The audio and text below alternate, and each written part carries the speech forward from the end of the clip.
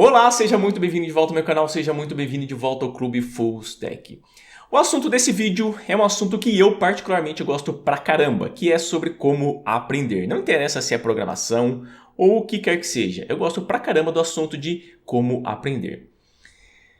Vamos lá. Quando você está aprendendo a programar, você escolhe uma linguagem. Claro, vamos supor que seja o JavaScript. Mas você tem o porquê que você quer aprender o JavaScript, você quer aprender a criar sistemas para o web.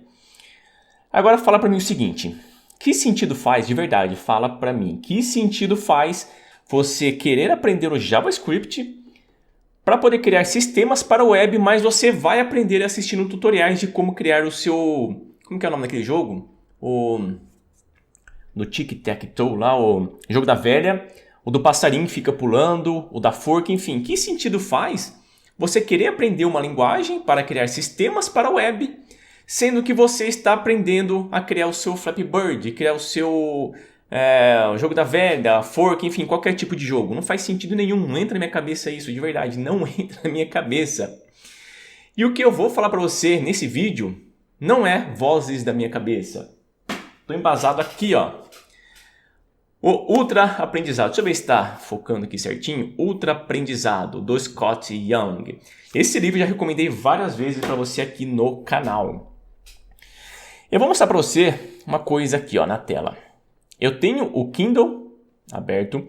Eu comprei esse livro aqui, eu comprei esse livro também no Kindle. Eu já li no Kindle e também já li fisicamente. Olha a história que ele conta aqui para nós. Preste bastante atenção. Fica até o fim desse vídeo que você vai gostar pra caramba. Começa aqui, ó, do salário mínimo ao milhão. Eric Baroni havia acabado de se formar em ciência da computação na Universidade de Washington, em Tacoma, quando pensou, esta é minha chance. Ele havia decidido que queria criar seus próprios jogos de videogame. Olha lá, ele queria criar seus próprios jogos de videogame. E que naquele momento, antes que estivesse acomodado em um emprego assalariado como programador, era a sua oportunidade de agir. Ele já tinha uma inspiração, que queria que seu jogo fosse uma homenagem a Harvest Moon. Nunca ouvi falar desse jogo. Uma simpática série de jogos japonesa na qual o jogador deve desenvolver uma fazenda bem sucedida. Deve ser igual aqueles jogos lembra do Orkut? Que tinha como você criar sua fazendinha lá? Deve ser mais ou menos isso. Acho que era no Orkut, né? Que tinha uma fazendinha. Desenvolver uma fazenda bem sucedida. Cultivar alimentos, criar animais, explorar o campo e relacionar-se com outros aldeões. Olha só, é só você criar um jogo desse tipo, deve ser bem complicado.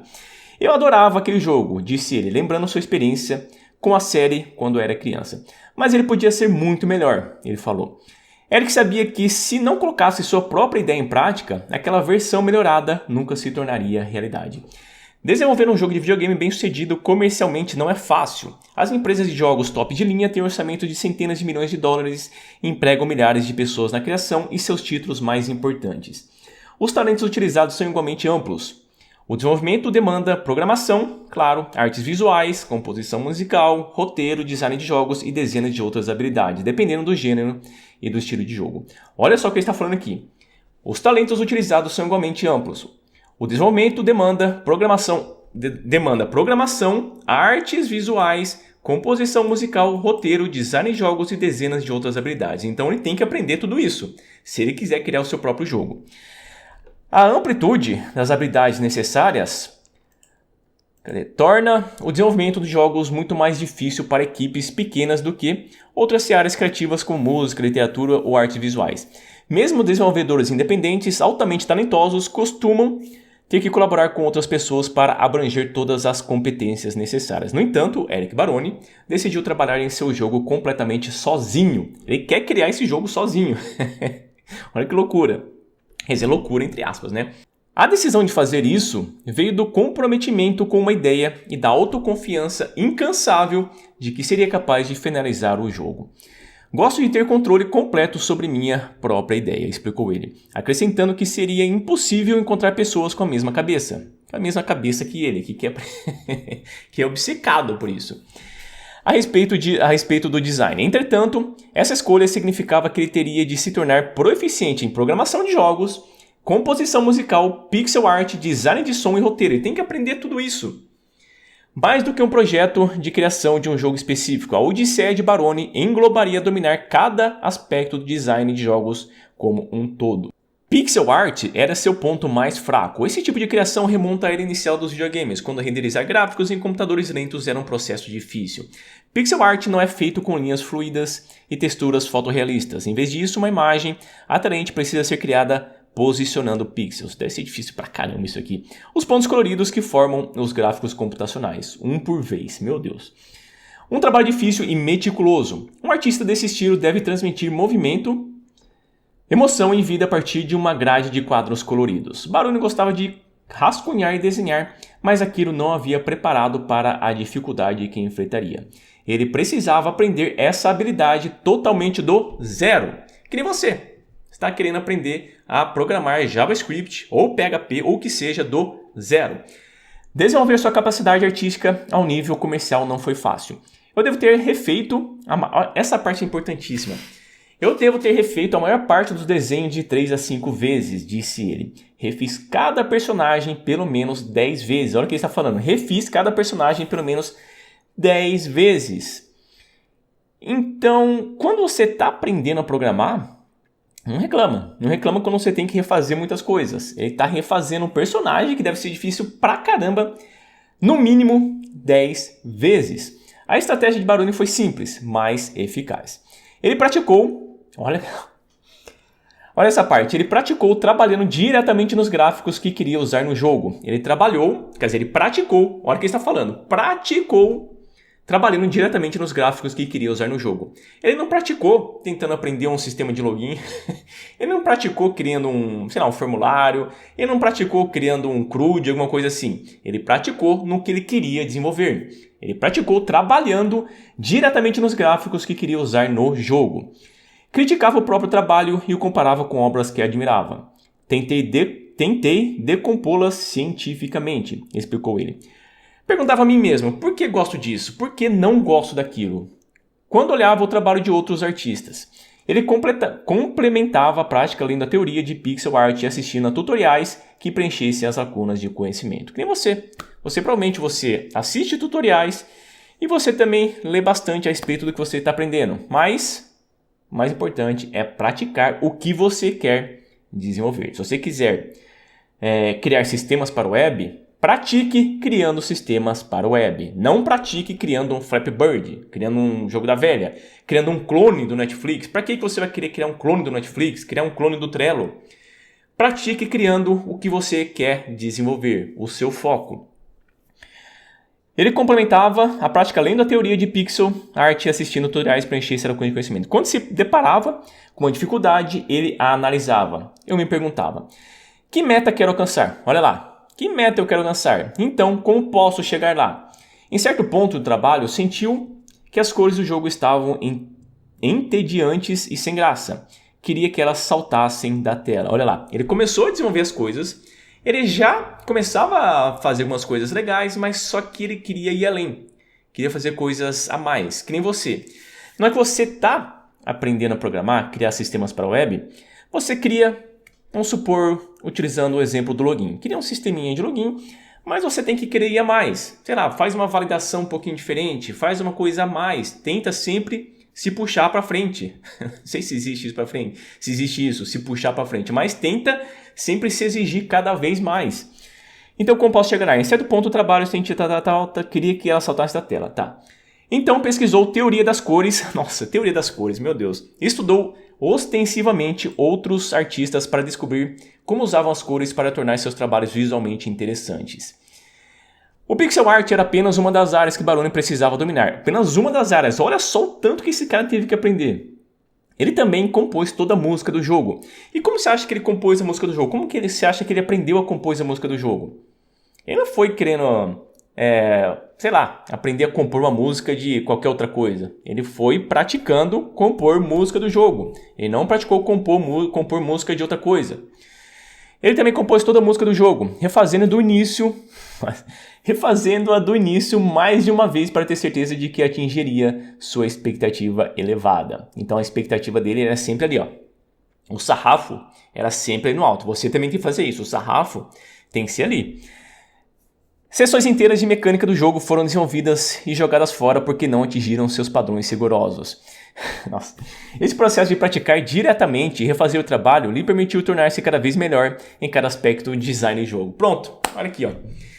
Esse processo de praticar diretamente e refazer o trabalho, praticar diretamente o que ele quer desenvolver, o trabalho lhe permitiu tornar-se cada vez melhor em cada aspecto do design de jogos. Então, quando você pratica o que você quer desenvolver, você fica cada vez melhor. Se você quer aprender JavaScript para poder desenvolver sistemas para a web, crie sistemas da web.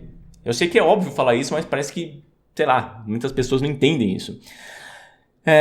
Vamos lá, onde que eu parei? Embora isso tenha aumentado o tempo que ele levou para completar a tarefa, também permitiu que o produto finalizado competisse com jogos criados por um batalhão de artistas, programadores e computadores especializados. Ao longo dos 5 anos, ele ficou 5 anos no processo de desenvolvimento. Baroni evitou procurar emprego como programador. Não queria me envolver em nada grande, disse ele. Ele não quer se preocupar com outra coisa, ele quer focar só naquilo que ele quer aprender, naquilo que ele quer desenvolver. Não queria me envolver em nada grande, disse ele. Teria me tomado muito tempo e eu queria dar o meu melhor no desenvolvimento do jogo. Por isso, ele trabalhou como porteiro de um teatro por um salário mínimo, para não ter distrações. O pouco que ganhava no emprego, combinado com o apoio da namorada, permitiram que Baroni sobrevivesse enquanto se concentrava em sua paixão. A dedicação foi recompensada, olha lá. A dedicação foi recompensada. A Baroni lançou Stardew Valley, não sei se alguém conhece esse jogo, em fevereiro de 2016. O jogo se tornou rápida e surpreendentemente um sucesso, vendendo mais do que títulos de empresas grandes oferecidos na plataforma de jogos de computador Steam. Baroni estima que 1 ano depois do lançamento, Stardew Valley havia vendido mais de 3 milhões de cópias em múltiplas plataformas. Imagina o tanto que esse cara ganhou. Em questão de meses, ele passou de designer desconhecido, que ganhava salário mínimo, a milionário na lista dos 30 abaixo dos 30 da Forbes. Uma das estrelas do desenvolvimento de jogos. Sua dedicação em dominar as habilidades necessárias foi responsável por uma parcela razoável do sucesso. Razoável? Foi praticamente tudo. O blog Destructoid, em sua resenha sobre o jogo, descreveu a arte como incrivelmente cativante e bonita. O comprometimento de Baroni com sua ideia e sua autoaprendizagem agressiva valeram muito a pena. Olha outra parte aqui que eu deixei anotado. A importância de ser direto. Olha essa partezinha aqui, olha essa parte.